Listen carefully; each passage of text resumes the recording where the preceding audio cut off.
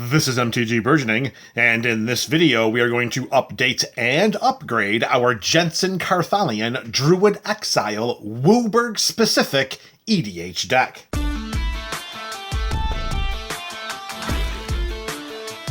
Thank you for joining us for another installment of the Up and Up series. In this video today, we are going to throw 5 cards in to the 99 of our WUBRG specific Jenson Carthalion led EDH deck.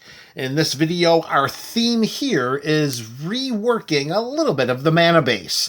We're going to take some of our lands that we had in this deck out for the purposes of adding some mana rocks in there that both help to ramp our deck and a way in which to, let's say, fit more into the theme of what we're trying to do, and that is cast some WUBRG spells, triggering our commander, scrying 1, creating those Serra Angel creature tokens, and then just overwhelming our opponents while playing on the battlefield. Of course, where else would we play but on the battlefield? So, we got 5 cards going in and 5 cards coming out. So the first card going in, the first couple cards going in may need to seem like they're coming from a little outside the box, but hang in there and let's see exactly how they're going to fit. So let's go right to the first one. First card going in is going to be a Mana Crypt. Yeah, I know what you're saying. Oh, yeah, it's real hard to make a case to put a Mana Crypt into a commander deck. Well, let's think of it this way. In a deck that is trying to cast WUBRG spells, white, blue, black, red, green mana, what case could be made for adding in a mana artifact that doesn't tap for colored mana, such as a Mana Crypt? If you flash back to when this specific 5-color WUBRG deck came out, that was back, I think it was Dominaria United, that had the WUBRG deck with Jenson Carthalion and Jared Carthalion as the potential commanders. The 99 of that pre-constructed deck did not even have a Soul Ring, so their thought process was similar to the beginning of this thought process of this deck was that colorless mana is really not going to be as effective without having the ability to use it to cast our WUBRG spells. Well, now, if you really start to think about it, and somehow this was overlooked during the beginning portions of creating this deck, Jenson has an ability that allows us to jam colorless mana into him and tap him to get that WUBRG mana. So if we have our Mana Crypt on our side of the battlefield, not only would we have the potential to use it to cast any of our non-WUBRG spells that might have generic mana and the mana values, we could use it to jam 2 mana into Jenson to get that WUBRG mana.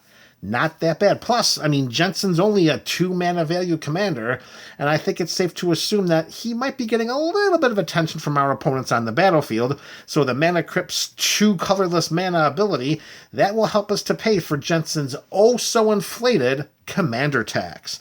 So that is what we're going to be doing with Mana Crypt. Mana Crypt is going in, and in addition, so is the aforementioned Soul Ring, because that was not included in the original precon. That was not included in the original construction of this deck, but they're both going in now because they together can make up 4 of the 5 generic mana needed to tap and activate Jenson's WUBRG mana delivery system. So with those 2 mana rocks going in, we got to take a couple of things out, and that's going to be a couple of lands. Now, we came into this video with 39 lands in this deck. That's a few too many. We don't need 39 lands, particularly if we're going to start floating some of these mana rocks into the 99 as well. So we went through and we decided to isolate some of the maybe not so good lands, weaker lands of course, as a way in which to accommodate fitting in these mana rocks. So for Mana Crypt, that's going in and it's going to take the place of Path of Ancestry. Now this is not a traditional tribal deck. We got a ton of WUBRG spells, but there's not one tribe that this is all going to link up to. Foreshadowing here a little bit, there will be a in the future up and up video with Jenson that will allow us the potential to make this a tribal deck by adding a couple of cards that really could make this deck rev, but that's for the future, and the Mana Crypt is the now. So with Path of Ancestry coming down, you know, we can tap it for 1 mana of any color, which is going to help to fix our mana, but it does come into play tapped, and we already have a number of lands that are coming into play tapped already. And plus, like I said, we're not going to get that Scry 1 ability very much because this is not going to be a traditional tribal deck. We're not going to have many human druids running around in the 99 of this build. And we have a lot of ways to fix mana in this deck, so replacing Path of Ancestry with Mana Crypt helps us to ramp our mana, which could help us get more of the WUBRG mana we need to cast our spells because of Jenson's activated ability. With the Mana Crypt swapped, here comes the Soul Ring swap, and that's going to be Forbidden Orchard. Similar to Path of Ancestry, this taps to add 1 mana of any color. It does not come into play tapped, but whenever we tap it for mana, we have to gift an opponent a 1/1 colorless spirit. Now, the spirit doesn't fly. I have no idea how that's possible, but the spirit doesn't fly, but we're still giving our opponents a creature each time we tap Forbidden Orchard for mana. So similar to the mana production for Path of Ancestry, we can afford to lose a card like Forbidden Orchard because we have so many other ways of fixing the mana in this deck. Soul Ring for Forbidden Orchard is going to make this deck quicker, and we're not going to lose anything as it pertains to the overall fixing of the colors in this deck. Those are the first 2 swaps. Card number 3... it's another mana rock. It's Fellwire Stone. This is the exotic orchard of artifacts. We're going to tap this to add 1 mana of any color that a land an opponent controls could produce. It's going to help us to get that colored mana that we need. This is not the same as Mana Crypt or Soul Ring because we are going to generate colored mana whenever we tap that artifact. With Fellwire Stone going in, coming out is going to be Mana Confluence. Now here, just like Path of Ancestry and Forbidden Orchard, this is the land that taps for 1 mana of any color, but again, we harken back to the fact that we have so many ways of fixing the mana in this deck that we can afford to take out some of these multicolor lands in order to get some of these mana rocks inside as well. And again, is a way in which to make sure that we keep ourselves out of harm's way. We're not worrying about it coming into play tapped like Path of Ancestry. We're not worried about gifting an opponent with a creature like Forbidden Orchard, but every time we activate Mana Confluence, we have to pay 1 life. Well, let's not do that. We'll slim down our mana base from 39 to 36, jam in those 3 artifacts, and we'll speed up the deck without sacrificing the overall efficiency of the colors that we need to cast our WUBRG spells. Again, remember, Jenson, we can pay 5 generic mana into him, tap him, and create that WUBRG mana, which will be a great place to jam that Mana Crypt, Soul Ring, and potentially Fellwire Stone mana right in to their Druid Exile. 2 swaps left, another artifact going in. This one is the Obsidian Obelisk. Now, this is going to be a little bit different because here we're adding a mana rock that's going to come into play tap, so we're not going to be able to use this the first turn it comes into play. It only costs us 2 generic mana. It taps for a colorless, but it also taps to add 1 mana of any color, but we can only spend that money, we can only spend that mana to cast a multicolored spell. So that's going to be pretty much a Fellwire Stone. I'm sorry, not a Fellwire Stone, because we get to pick whatever color the mana is, where Fellwire Stone is just going to give us whatever our opponents have. But we're going to be casting those WUBRG spells, so Obsidian Obelisk is going to help to cast those WUBRG spells with its second activated ability. We just have to make sure that we can absorb the fact that it's coming into play tapped. We'll figure that out during gameplay.